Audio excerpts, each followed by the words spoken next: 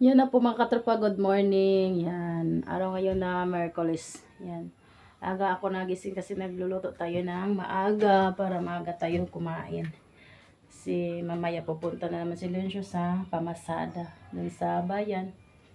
Ayan, nagluto tayo ng batikon sa manok, yung yung binili natin sa Altoras. Yan, tingnan natin ang niluto ko mga katropa. Yan, dito si Jana, oh, gising na. Nood siya ng cellphone. Hi, Inday. Nood lang siya pag gising na siya. Magnood lang siya ng cellphone. Ayan, tingnan natin yung niluto ko mga katropa.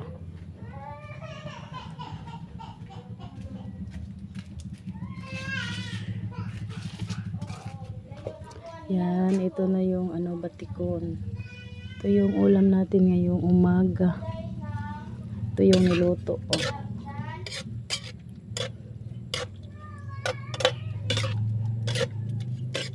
Lagyan natin ng paper.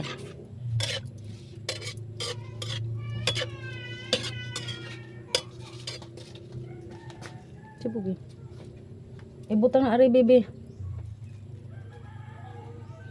Tapos na tayo nagsaing. Yan. Kunti lang yung sinaing ko kasi may tayo, may bahaw. O, butang tanan. Taro nga, oy. Ayaw ko, sige ba?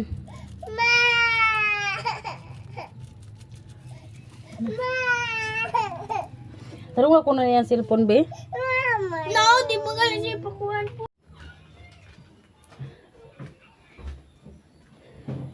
Yan, yung mga poem sa mga bata, mga katropa, mga luma na o nangagisi na ba. Yan. Pati kay Julian dito. Hindi na sa higaan niya. Luma na kasi yung higaan nila, na matagal na to. Yan, tayo dito.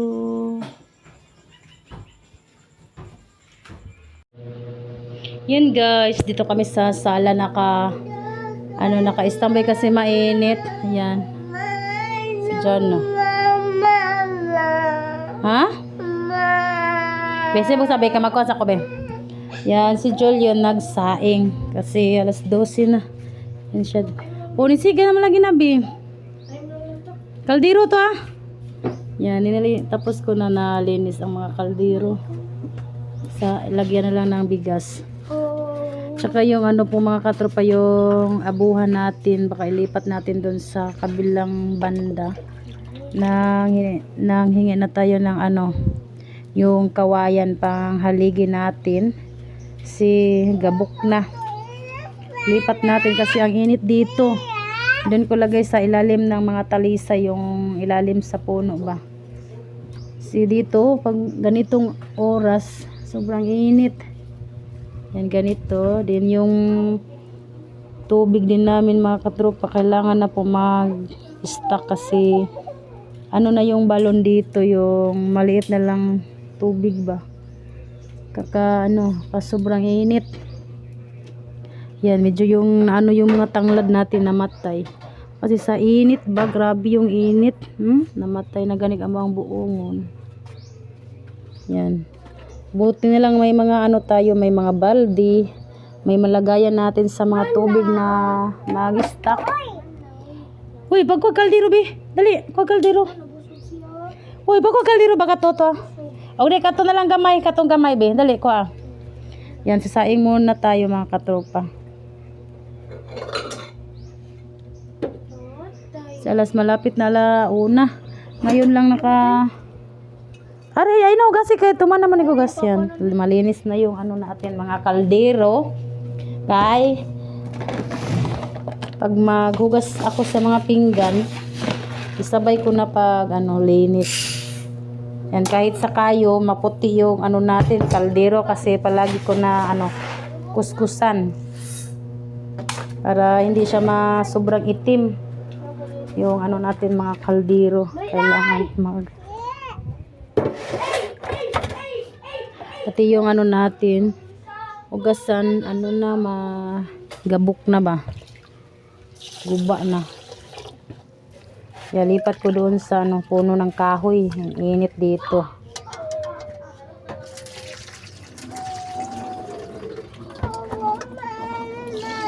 Hmm? Ikaw na kay adto na kay musod nas mama.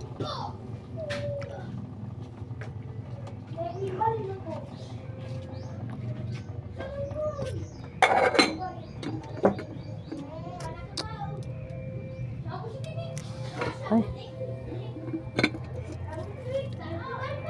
Yan, init.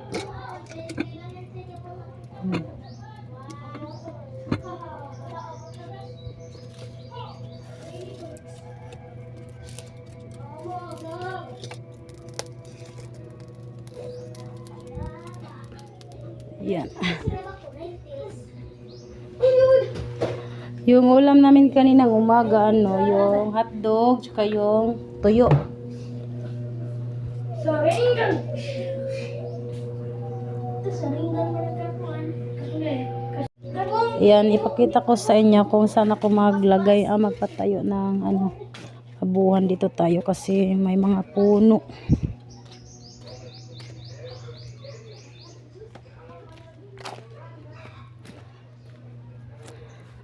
Yan, dito ko banda lagay yung ano, yung abuhan natin pag makagawa ako dito. Yan, dito ako maglagay. Kasi may mga puno ba. Hindi masyado mainit pag ganitong oras. Tsaka baka bukas anuhin ko to yung ano, yung kawayan.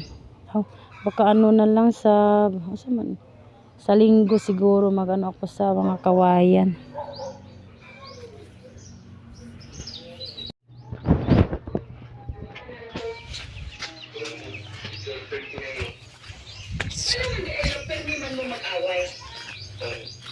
Hawak mo kami.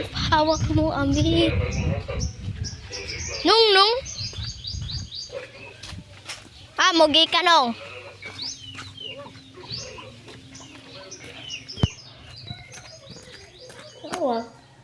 Oh.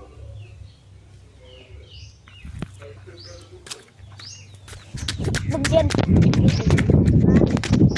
Picturean rin.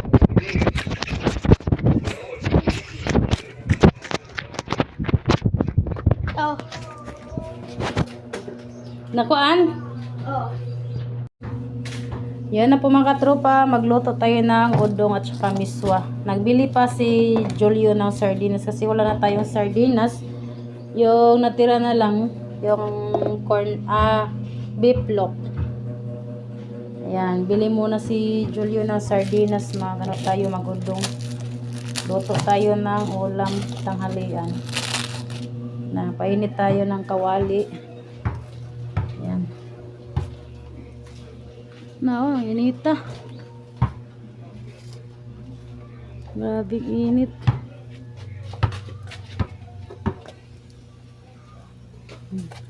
Painit tayo ng kawali. Lagyan natin ng konting mantika para panggisa lang. Oh.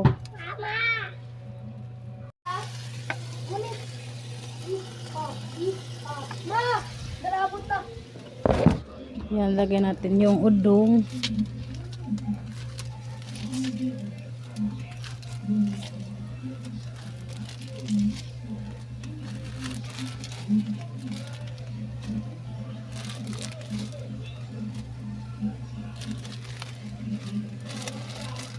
Ay, sorry not.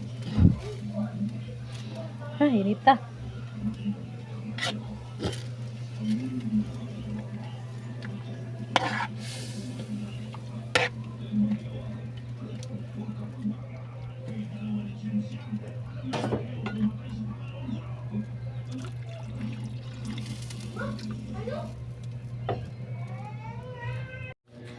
Yan na po guys, magandang tanghali sa atin. Yan, may ano ako sa inyo kasi yung ano dito, yung balon po mga katropa. Sobrang mataas na yung yung tubig dun sa ilalim na ba. Kaya sana po ako ng tulong sa inyo para makapagsarili kami ng balon.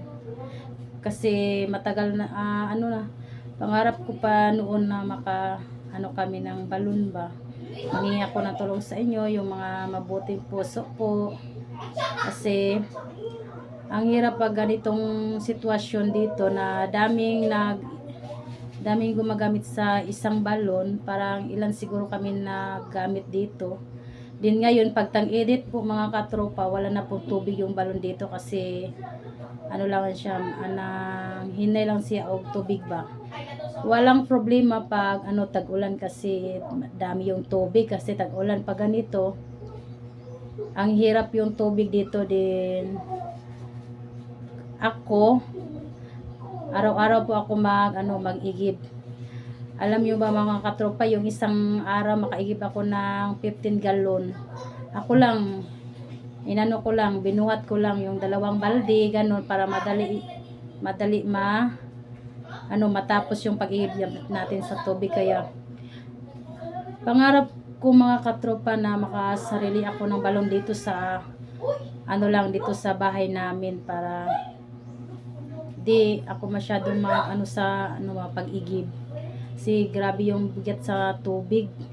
Kaya minsan ako mabugat-bughat ba kay kinaw sa tubig. Laom kayo og timbaon. Kahit magtimba lang ako yan ng matagal ko ng pangarap na makapag ako ng balon dito, makapaghukay ba. Sana po may mga tao na tumulong kahit sa balon lang. Kahit lang sa balon na may tumulong sa akin dito para makapaghukay talaga ako ng balon, makasarili akong balon. Kasi iba-iba yung mga tao dito. Alam nyo lang, kung may kuryente lang ako doon sa tapon, doon na lang ako magpuyo ba, kay iba talaga yung mga ugali dito sa mga tao dito, kahit mga pinsan ko, mga tiyahin ko, iba. Kaya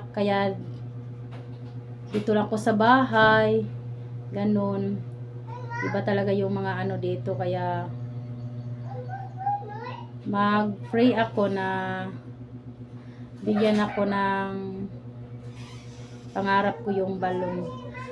Ang tagal na po mga katropa, ilang years na siguro na pangarap ko na makapaghukay ako ng balon, pero di kaya sa amin kasi yung ni Leoncio, yung araw-araw hindi pa kakasya sa amin yung mga konsumo. Buti na lang may mga tumulong sa amin, kahit di kami nakapag-upload minsan, may tumulong pa rin sa amin. Maraming salamat po sa inyo, ma'am. Lalo na kay Ma'am T, din yung nagbigay sa amin ng 1 linggo. Maraming salamat. Sana po matulungan nyo po ako na makapaghukay ako ng sariling balon, para manghihingi na lang ako ng tulong. Kasi pag kami lang, iwan ko kung makapaghukay ba kami ng balon. Problema pa nga ngayon namin kasi basta dami pa kong sa sarili ko, yung mga pangarap ko. Pero yung isang pangarap ko makatropa, yung balon lang para malapit lang dito sa bahay. Kasi ang hirap. Ngayon lang, hirap talaga yung tubig dito kasi parang ilog-ilog ba, kay kung kasi una og tubig, motoy makauna og pagkaos. Ako, di man ako makapakali pag walang tubig kasi kailangan importante ang tubig, no. Kaya araw-araw tayo mag-igib doon sa sana po matulungan niyo ako sa paghukay ng balon. Pangarap kong matagal na po mga katropa. Ayan, thank you po. Sana kung may tumulong man sa amin na panghukay sa balon, comment lang kayo.